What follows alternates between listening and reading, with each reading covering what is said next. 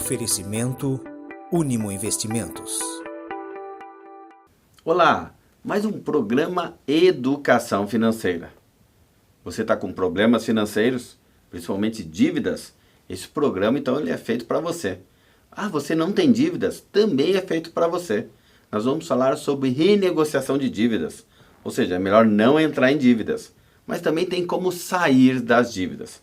Com muita alegria, estou aqui com a doutora Daniele. Doutora Daniele, seja muito bem-vinda. Obrigada, agradeço o convite, estou muito feliz de estar aqui, muito honrada com esse convite. Espero que eu possa contribuir com algumas informações aí sobre renegociação de dívidas.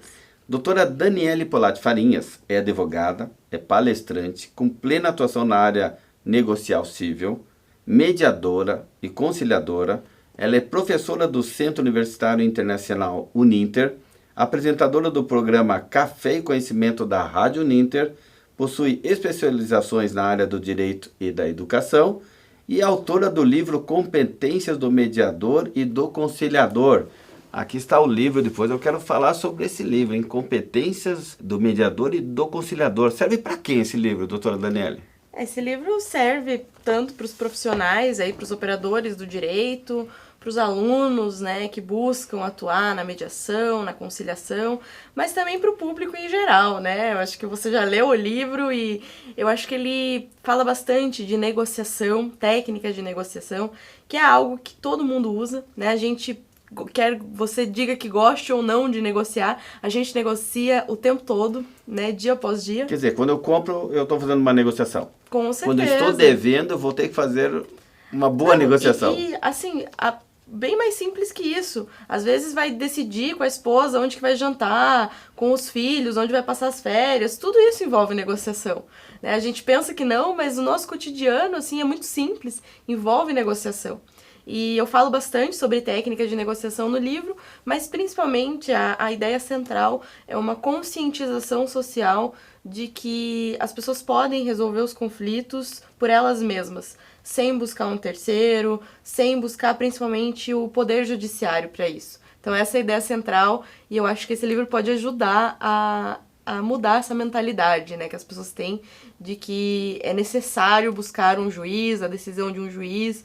Tem que entrar na justiça? Não. Às vezes eu posso ter uma boa conversa, uma boa negociação e resolver o problema ali. Exatamente. E muitas vezes isso é muito mais efetivo. Porque quando você resolve o teu próprio conflito, você tem aquela questão do empoderamento, Você, vamos supor que eu e você temos um conflito. Nós dois construímos aquela solução. Então pode ser muito mais efetivo do que um terceiro vir e impor uma solução para nós que pode ser que a gente não goste. Aí você pode me dizer assim, mas tem recurso, Cabe recurso, tem inúmeros recursos no processo civil, enfim. É verdade, mas não vai ser necessariamente aquela decisão que você almeja, E talvez chegue na decisão final lá e você fale, poxa, mas não era bem isso que eu queria, mas eu tenho que aceitar, porque o juiz decidiu. Entendi. Agora, doutora Daniele, infelizmente, tem muitas pessoas que estão com problemas financeiros. E eu atuo como consultor, palestrante nessa área, e às vezes eu vejo que a pessoa realmente ela está encolhida, como se ela fosse uma concha, e ela está lá dentro daquela concha, ela se fecha em si mesma. Então, ela está sob pressão, ela não sabe renegociar as dívidas, ela não sabe como falar. Doutora Daniele, você poderia explicar como as empresas de cobrança atuam nesse contexto do processo de renegociação? E quais são os limites legais que elas podem agir? Quais são suas ações? Porque eu estou falando, a pessoa ela se sente acuada. O escritório de advocacia está me cobrando. O banco está me cobrando. Veja, eu entendo e a gente se sensibiliza, se solidariza com isso, porque quando a pessoa está endividada, ela fica numa situação de vulnerabilidade. Na verdade, nós, como consumidores, perante instituições financeiras, perante o banco, nós somos vulneráveis, Por conta da questão da informação, da questão financeira mesmo. Então, assim, quando a pessoa ela recebe uma ligação, por exemplo, de cobrança, ela realmente sente ali talvez uma certa ameaça. E aí a gente precisa entender que existem limites, garantidos pelo próprio Código de Defesa do Consumidor. Por exemplo, as empresas de cobrança, os escritórios de advocacia, o próprio banco, enfim, ele não pode ligar fora do horário comercial. Ele não pode, por exemplo, ligar lá onde você trabalha e deixar recado com o teu colega. Isso é completamente ilegal, até porque ele está divulgando informações que são sigilosas. Ele não pode também usar daquela situação de vulnerabilidade, ver que a pessoa está se sentindo mal, para tentar coagir ela a pagar a dívida. Tudo isso é ilegal.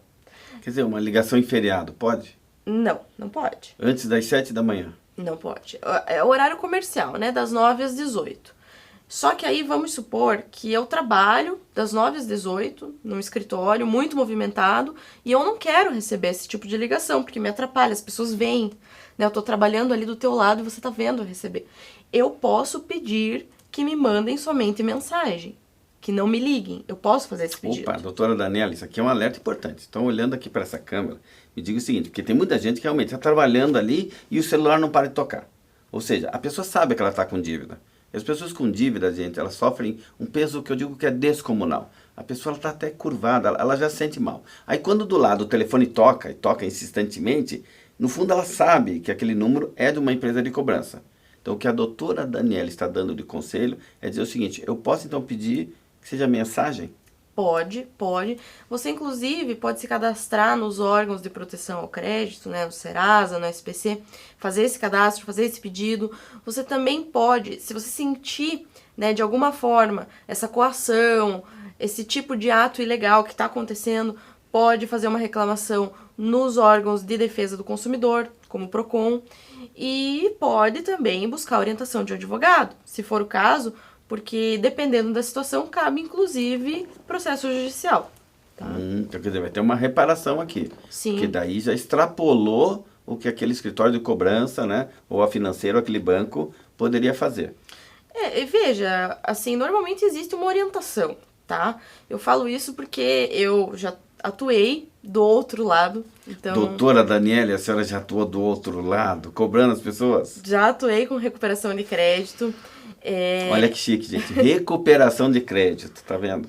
É assim que as empresas denominam, né? Então, trabalhava para uma cooperativa de crédito e assim, a orientação que a gente tem é justamente desses limites. As ligações, por exemplo, eram gravadas, mas tudo isso advertindo, né, aquela pessoa de que a ligação é gravada por uma questão de auditoria lá dentro da própria empresa. E o que eu percebi durante esse tempo é que muitas pessoas, elas precisam desabafar. Então, muitas vezes, elas desabafavam comigo. Eu estava cobrando uma dívida, mas a pessoa tinha aquele momento de desabafar. E é preciso que você deixe a pessoa se sentir à vontade, né, ali naquele momento. Às vezes, depois do desabafo, ela vai se sentir mais à vontade para tentar renegociar. Existem propostas que são boas, né? E, claro, a gente sabe que existem propostas também. No meu caso, eu ficava limitada ali a valores. E ao que a empresa determinava, né? Às vezes eu não podia conceder um desconto maior ou um prazo de parcelamento maior, então tem esses limites. Mas existem propostas boas, existem margens de negociação, e eu acho que essa orientação também, aí falando para a pessoa jurídica, é importante, né? Porque às vezes a pessoa que está ali do outro lado, ela não tem essa sensibilidade, esse tato com o consumidor, né, e com a pessoa que está endividada. E precisa, porque é uma questão psicológica, afeta muito o psicológico, né? Você pode dizer isso melhor do que eu. Porque assim, eu que atendo as pessoas, realmente elas vão dizendo, olha, tem um vazio no peito, que é a angústia. A pessoa sabe que ela está sendo cobrada. E tem os dois lados da moeda, né? A pessoa fez uma compra e não pagou. Ora, quem vendeu quer ser ressarcido. Quem comprou, comprou. Infelizmente, fez um contrato, um documento e agora tem que pagar. Cheque especial. Cheque especial é um contrato que você tem com a instituição financeira. Cartão de crédito, outro contrato que você tem. Tudo é um contrato. E, de certa maneira, você utilizou aquele recurso. Ah, não consigo pagar por uma fatalidade. Aconteceu um problema.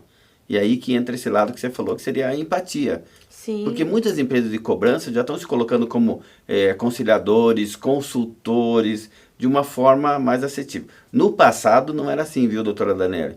No passado era coerção mesmo. Os caras pressionavam de uma forma e, graças a Deus, a justiça mudou, tudo melhorou. E agora tem redes sociais, tem um PROCON mais ativo. Então tem como eu usar Código de Direitos do Consumidor para saber até onde essas empresas podem ir e até onde eu também posso ir como devedor, né? E até essa questão cultural que eu coloquei ali da conciliação, a gente vem de uma cultura do litígio, e isso também afeta a questão da cobrança, né? De coagir as pessoas a pagarem. Eu vou te processar, eu vou te pôr no Serasa. Né? A pessoa já está no Serasa, a pessoa já foi processada. E aí, essa cultura, eu acho que ela vem mudando, o marco histórico é 2010. É que recente.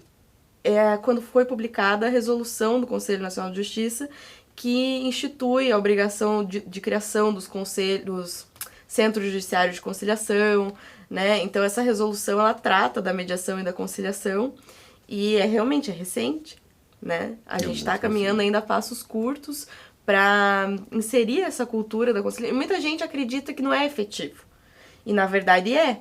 A gente tem, por exemplo, aqui no Paraná, o programa do superendividamento, que é uma parceria. Gente, eu amo esse programa, eu conheço ele desde lá de quando ele nasceu. Já trabalhou lá, né? Já. Então, assim, eu falo um pouco mais. Porque, assim, muita gente ainda não conhece. Muita gente, e, assim, tem vários estados, tá? Então, é programa... Eu assim, não vou saber dizer exatamente o nome, tá? Ele é um programa de auxílio ao superendividamento. Porque em 2021 foi incluído no Código de Defesa do Consumidor a necessidade de proteção aos superendividados, né? Surgiu esse termo superendividamento, que significa aquela pessoa que ela tem tantas dívidas que ela não consegue suprir as necessidades mais básicas, né, de alimentação, de saúde, pagar o aluguel, pagar a conta de água, de luz, ela não consegue. Então, essa pessoa está em situação de superendividamento. E aí a lei determinou que fossem criados mecanismos de solução para isso, de ajuda e de solução. A gente tem realmente em outros estados, eu já pesquisei, em Santa Catarina existe também, mas aqui no Paraná especificamente existe uma parceria entre o Tribunal de Justiça e a Escola de Magistratura do Paraná. E aí, a pessoa que se encontra nessa situação, ela pode buscar auxílio, ela pode entrar no site do tribunal, preencher um formulário com algumas informações, depois é marcada uma audiência de conciliação. É interessante porque eles juntam todos os credores. Então não é só, eu tenho uma dívida com o banco, eu tenho uma dívida com a empresa de telefonia. Então eles juntam tudo no mesmo bolo para fazer como se fosse um plano, sabe assim, plano de recuperação judicial de empresa? Isso, seria... Só que seria pessoa física. Exatamente. Isso. E aí é feita ali uma audiência de conciliação, inclusive até, acho que você pode compartilhar com a gente como, né, já atuou ali, né, junto com os conciliadores, Ele é bem feito, gente, é fantástico, porque como a doutora Daniele falou, a pessoa já está vulnerável, ela já está, gente, com baixa autoestima, uma situação deplorável. Mas, de repente, lá no tribunal, ela vai ter ajuda jurídica, tá? Os conciliadores lá, e vai ter todos os credores. E agora todos os credores vão ter que fazer as suas propostas, né, para a renegociação daquela dívida. E a pessoa está deixando muito claro o que ela pode ou não pode pagar. O que eu vejo de interessante, já participei desse processo, é que daí todos começam a querer ajudar esse credor. Sabe? Sai daquela esfera, não, me deve 10 mil, vai ter que pagar 10 mil. Não, eu vou ver se eu consigo fazer 10 prestações de 1.000, 20 prestações de 500, ou vou te dar 50% de desconto. E aí é interessante porque quando todos os credores estão ali presentes, né, eles acabam até ajudando, beneficiando com a mediação daquele advogado que está ali. É fantástico. É porque também o que a gente precisa entender é que esse plano ele precisa ser exequível. Não adianta nada eu ter um processo judicial e ter uma sentença lá no final determinando o pagamento de um valor que a pessoa não vai, o credor não vai receber, porque a pessoa não sabe, devo, não nego, pago quando puder. Eu falo muito essa frase, mas ela é muito real. Acontece. Aí o que acontece? Fica cobrando, realmente incomodando a pessoa, mas o credor não vai receber, porque não vai encontrar bens, não vai encontrar valores. Então, se cria esse plano exequível, com parcelamento mais extenso, ou, enfim, outras formas que podem ser encontradas, e aí realmente é efetivo. A pessoa se sente bem tanto por cumprir a sua obrigação, né, perante a lei e perante os seus credores, e o credor recebe realmente o valor. Então, isso é bem interessante. Bom para ambas as partes. Exatamente. Então procure o Tribunal de Justiça do Paraná, a Escola de Magistratura, realmente é um programa para super endividados, vale a pena. Você está assistindo o programa Educação Financeira. Hoje estamos falando de renegociação de dívidas, né, a defesa do próprio consumidor perante escritórios ou empresas de cobrança. Estou aqui falando com a doutora Daniele. Agora assista às recomendações de investimentos da Unimo. E no intervalo, assista os nossos patrocinadores. Também recomendo que você indique o nosso programa para os seus amigos, para os seus familiares. Este ano eu completei 30 anos de mercado financeiro. Comecei em 93, um ano antes da implantação do Plano Real no Brasil, que foi no dia 1º de julho de 1994. De lá para cá, a pergunta que eu mais ouço é: Jorge, qual é o melhor investimento? Na maioria das vezes acabo frustrando o interlocutor. Por quê? Não existe o melhor investimento. Assim como você não chega na farmácia e pede o melhor remédio, não existe o melhor investimento. Tudo vai depender da sua necessidade, do seu planejamento. Porém, tem um produto que eu sou muito fã, que existe já no Brasil desde 2002 e pouca gente conhece. Menos de 1% dos brasileiros possuem esse produto na sua carteira de investimentos, que são os títulos públicos, papéis negociados através da plataforma do Tesouro Direto. E por que eu sou fã desse produto? Porque ele é muito democrático. Ele atende todo tipo de investidor. Desde aquele que está começando com R$30 ou aquele que tem R$1 milhão. Ele paga a mesma taxa, ou uma taxa pós-fixada, ou uma taxa pré-fixada, ou uma taxa atrelado à inflação. Tudo vai depender dos teus objetivos, de curto, médio e longo prazo. Quer entender um pouco mais? Entre em contato conosco aqui na Unimo.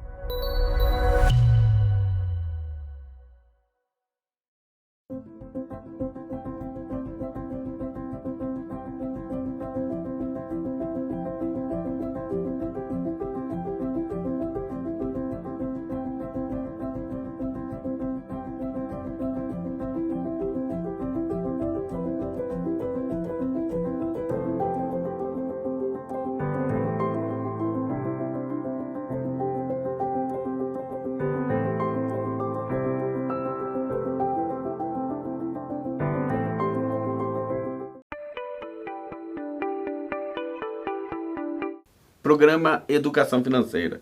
Hoje estou aqui com a doutora Daniele. Doutora Daniele, mais uma vez, muito obrigado pela sua presença.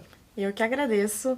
Fico muito feliz em estar aqui com vocês, compartilhando um pouquinho das informações sobre o direito do consumidor, sobre renegociação de dívidas, enfim. Espero que ajude aí alguns consumidores a obter nessas informações, tirar algumas dúvidas. Um alívio, né, para sair da sua situação. Exatamente. A doutora Daniele, como consumidora, também já esteve do outro lado, em empresas de cobrança ou cooperativa de cobrança, né? Então, assim, conhece muito bem essa área. Eu, como especialista na área de finanças, e atendo muitas empresas e os funcionários empregados dessas empresas, eu vejo, doutora, a necessidade deles entenderem um pouquinho das leis, deles saberem um pouquinho que eles podem se defender. Porque, assim, como eles estão devendo, eles se sentem culpados e acham que não tem solução. A minha pergunta é Falando sobre esse Código de Defesa do Consumidor, né? Quais são alguns exemplos de dispositivos que podem ser utilizados pelo consumidor para que ele possa se proteger? Olha só, tem uma questão muito importante, Altemir, que é o direito à informação. Ele é um princípio básico, um direito básico do consumidor.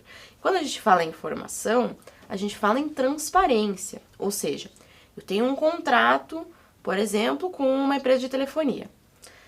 Muitas vezes eu não sei o que está descrito naquele contrato, porque eu simplesmente anuí, né? Eu dei o ok, às vezes eu fiz online lá, dei o ok e não sei o que está escrito. Eu, como consumidor, eu tenho o direito de ter esse contrato por escrito, de entender claramente todas as informações. Eu dei o exemplo da empresa de telefonia porque a gente faz muito contrato online.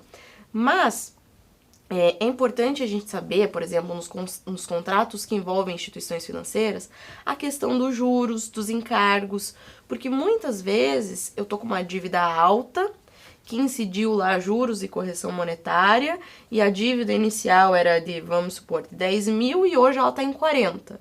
E aí a pessoa diz, mas foi juro. E a pessoa não sabe a quantidade, ela não sabe se aquilo é legal ou não, porque às vezes pode ter alguma questão de legalidade, pode acontecer. É porque tem a correção monetária, tem a multa e tem os juros.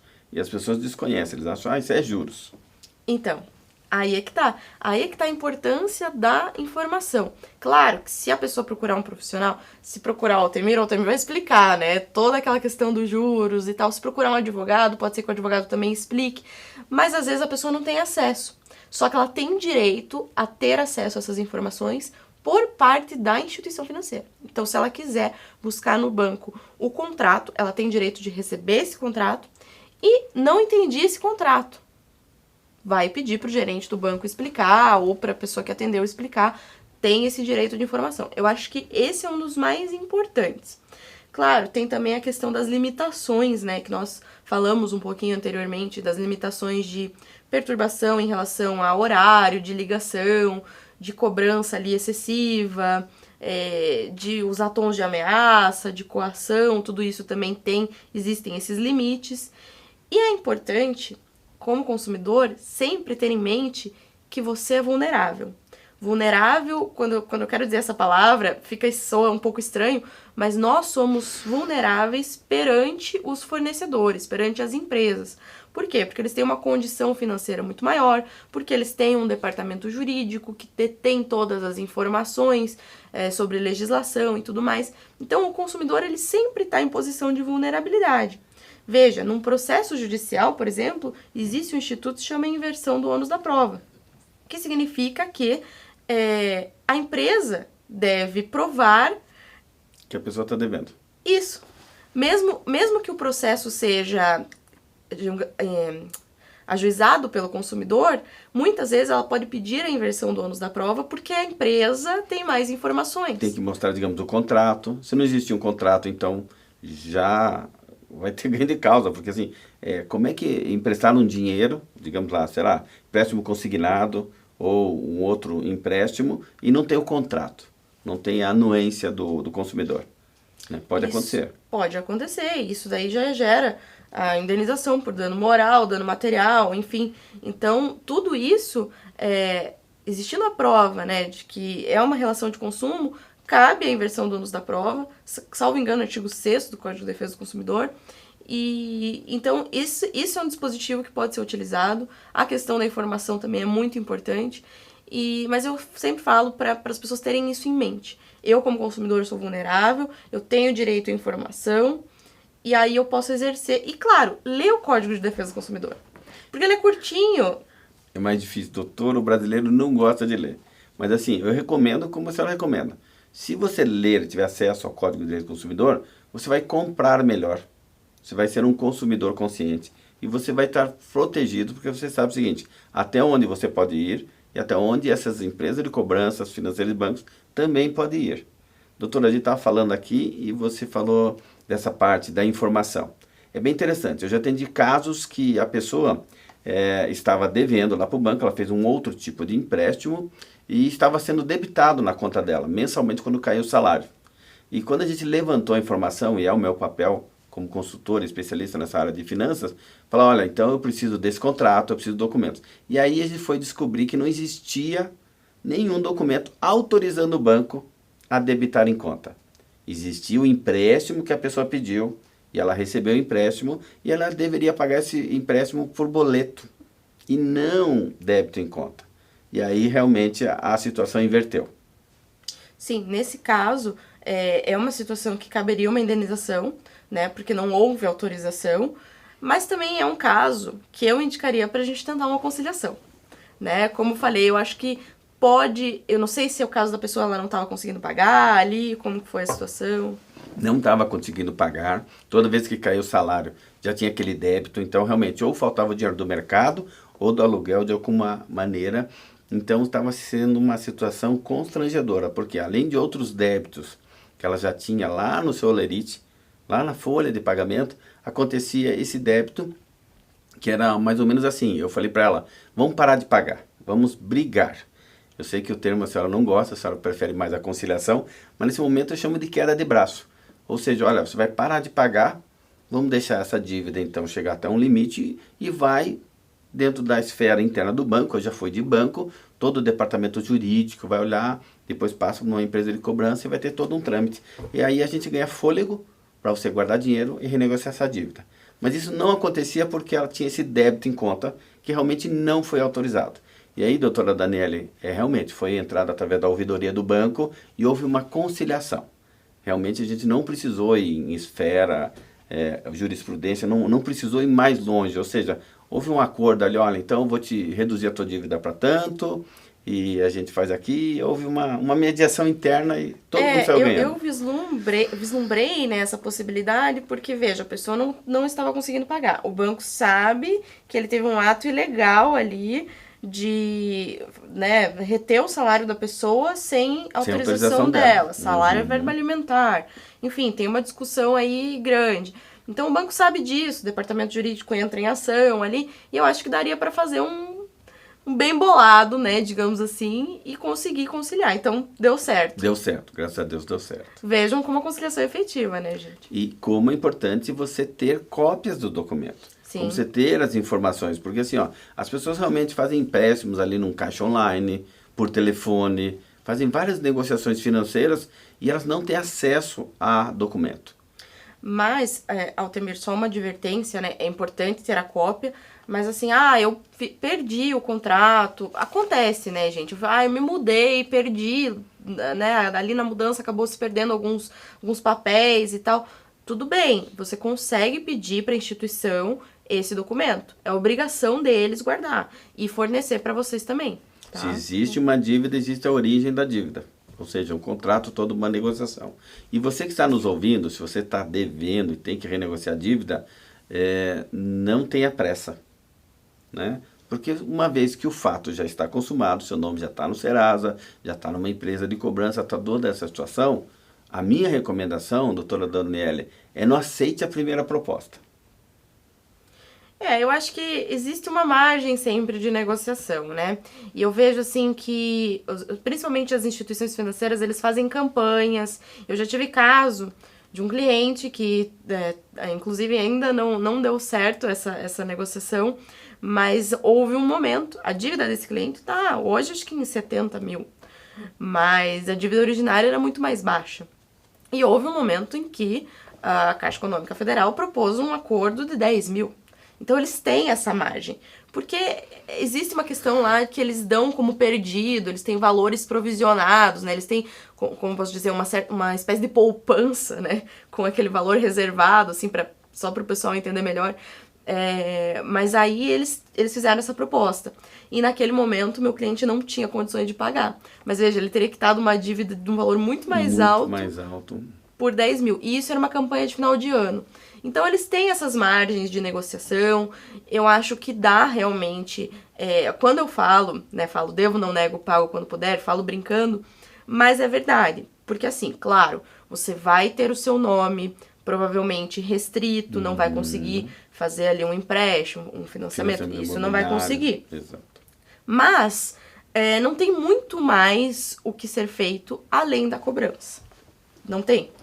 né, a da cobrança, se existe um processo judicial, a pesquisa, a busca de valores e bens, que existem aí alguns bens também que não podem ser atingidos, como o caso do bem de família. Se eu tenho uma casa própria em meu nome, onde eu resido, não é atingido. O salário também é verba alimentar, pode ser, né, só uma parte penhorada, enfim. Então, realmente, eu acho que esse conselho do Altemir é válido, porque às vezes você aceitar um acordo ali num primeiro momento pode não ser o melhor acordo. E precisa ser, sempre falo, exequível. Então, você precisa conseguir honrar aquele acordo. Exatamente. Como você falou bem, doutora, porque às vezes a pessoa aceita um acordo, mas daqui a 2 meses o acordo foi quebrado de novo, porque não deu a condição financeira. E aí fica muito mais difícil dela fazer um outro acordo. É muito complicado. Né? Recentemente estou atendendo uma pessoa e ela tinha uma dívida alta lá com o seu cheque especial. E eu sempre falo o seguinte, tem o histórico de tudo que lhe propõe, né? Porque sempre que entrar uma empresa de cobrança, você anota lá, já tal, a empresa ligou e a dívida que era de 70, agora ofereceu 10, algo assim. Nesse caso, a gente manteve o histórico dela e o histórico de quanto ela devia no início, no cheque especial. Então, eu me lembro que a doutora Daniela estava desesperada porque era muita pressão, era muita ligação e ela não se sentia bem. Até que chegou um momento em que aquela dívida estava em R$12.000 do cheque especial, né? E daí veio a proposta de pagar em 19 parcelas de 180. Ora, 19 parcelas de 180 é um valor bem menor do que os 12 mil, sendo que R$180 por mês não tem tanto peso. E é claro que aí o impacto é menor, e aí ela aceitou essa renegociação. Mas a gente pega o histórico, teve antes 3, 4, 5 ofertas que eram inviáveis, até chegar a uma oferta que realmente agora é viável. Doutora Daniele, mais um tema aqui que é polêmico, é interessante.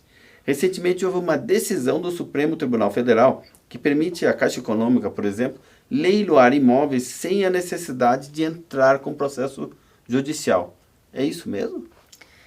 É isso mesmo, mas veja, Altemir, a mídia, ela, de certa forma, ela trata algumas questões como polêmicas. Na verdade, o que o Supremo Tribunal Federal veio a fazer foi só confirmar que esse dispositivo Já existia. Já existia uma lei de 1997, 26 anos, que trata dos procedimentos de alienação fiduciária, já previa isso, essa possibilidade de um procedimento extrajudicial para leilão de imóveis. Então, o que acontece? Só para o pessoal entender. Quando eu faço um financiamento, eu estou emprestando dinheiro do banco, o banco vai lá, vamos supor, paguei, a minha casa custou R$250.000. Eu emprestei esse valor, o banco paga à vista os R$250.000 pelo meu imóvel e eu vou pagando para o banco com juros, correção. O que aconteceu nesse caso? Por que esse caso chegou lá no Supremo? Porque houve uma situação em que a pessoa fez um financiamento perante a Caixa Econômica e acho que ele já estava ali quase um ano sem pagar o financiamento. E a Caixa entrou ali com o procedimento extrajudicial, via cartório, para leiloar o imóvel. Para ser rápido, acelerar. Exatamente, para ser mais rápido. E aí, essa pessoa ajuizou uma ação dizendo que isso era ilegal, que precisava ter um processo judicial e tudo mais. E aí, chegou até o Supremo. E o Supremo vem dizer, não, realmente, esse dispositivo existe. Eu não lembro o número da lei, mas é uma lei de 1997. Esse dispositivo existe e ele é constitucional. Então, ele só veio confirmar isso, e não só para Caixa, porque eu posso fazer financiamento com Bradesco, Santander. Qualquer tipo de financiamento também. Sim, qualquer tipo de financiamento. Então, existe essa previsão aí, o financiamento de veículo também é alienação fiduciária. Até porque o bem é a garantia. Exato, o bem é a garantia. E já está no contrato. Então, o que é importante que os consumidores tenham em mente é que a partir do momento que eu financiei um imóvel, aquele imóvel não é meu, aquele imóvel é do banco. Assim como um veículo, né? Você vê lá no teu documento do carro, consta a informação, né? Em alienação fiduciária para tal instituição. Então, o bem não é teu. O bem é teu a partir do momento que você quitou a dívida. Quitou a dívida. Tá? Doutora Daniele, nosso programa passou voando. Você deu bons conselhos. Muito obrigado mais uma vez pela sua presença. Espero tê-la aqui em outros programas para a gente falar outros assuntos. Uma última recomendação para os nossos ouvintes. Olha, eu acho que a minha maior recomendação é que vocês busquem informação. Eu acho que só de estar assistindo esse programa já é um passo gigantesco, porque aqui a gente falou bastante coisa, às vezes, né, tem muita coisa que as pessoas não sabem, não têm conhecimento. Quando eu falei em ler o Código de Defesa do Consumidor, eu sei que para muitos soa chato, né, fazer essa leitura, mas ele tem cerca de 40 e tantos artigos, ele é curtinho, tem bastante informação importante. Vocês, pessoal, que fazem compra pela internet, é muito importante. Ler os contratos, né, buscar sempre informação, se precisar, a orientação de um profissional da área financeira, um profissional da área jurídica. Essa é a minha orientação. Eu acho que buscar informação e também, como uma entusiasta aí da conciliação, né, reforçando aí os ensinamentos que eu trago no meu livro, que vocês busquem sempre os métodos autocompositivos, né, resolver as questões por si mesmos e não buscar um terceiro aí para solucionar os seus problemas, porque eu acho que é sempre o melhor caminho. Muito obrigado, doutora Daniela. Então fica aqui o conselho. Leia o Código do Consumidor e eu deixo mais um conselho. Leia também Provérbios de 6, 1 a 5 e veja lá que informação importante já está na Bíblia há muito tempo para você não entrar em dívidas. Esse foi mais um programa Educação Financeira. Que Deus abençoe você que está nos assistindo, que Deus abençoe a sua família.